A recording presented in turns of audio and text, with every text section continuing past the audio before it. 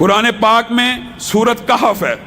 آپ نے اور میں نے اپنا یہ معمول بنانا ہے کہ جب بھی جمعہ آئے اس کی تلاوت کرنی ہے.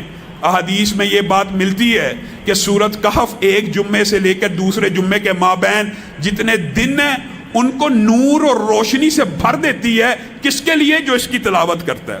قل اعوذ برب الناس اور قل اعوذ برب الفلق یہ بڑے مجرب ہیں.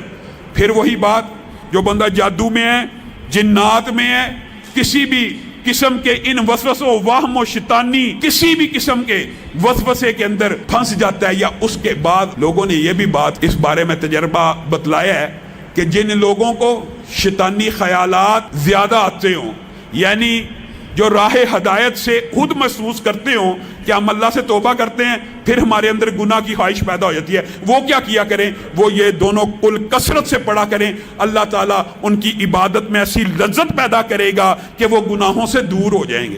تو ہمیں یہ کل پڑھنے چاہیے. خود رسول اللہ صلی اللہ علیہ وسلم کے لیے یہ اترے اور رسول اللہ صلی اللہ علیہ وسلم نے اپنا علاج ان دونوں کلوں کو پڑھ کے کیا. آپ یہ دیکھیے، ایک چھوٹا سا وائرس، ایک چھوٹا سا کرونا کتنا بڑا فتنہ بن گیا ہے. WHO کے پوری دنیا غلام بن گئی ہے. دجال اتنا بڑا فتنہ ہوگا، وہ تو شعبدہ بازی کرتے ہوئے کہے گا اگر میں یہ تمہارے آباء و اجداد قبروں سے نکال دوں، زندہ کر دوں، مان لو گے مجھے رب؟ لوگ کہیں گے پھر تو واقعی رب ہوگا. اور وہ شعبدہ بازی سے اپنے ہرکاروں اور شیاطین کی مدد سے اپنے شیاطین کو ان کے والدین کی شکل دے کے قبروں سے زندہ کھڑا کر دے گا. اتنا بڑا فتنہ ہوگا. اور وہی شخص اس کے فتنے سے بچے گا جو سورت کہف کی پہلی 10 آیات پڑھ حفظ کر لے گا نا.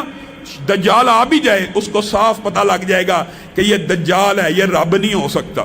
تو آپ سب اس کی یاد کی کرنے کی بھی کوشش کریں.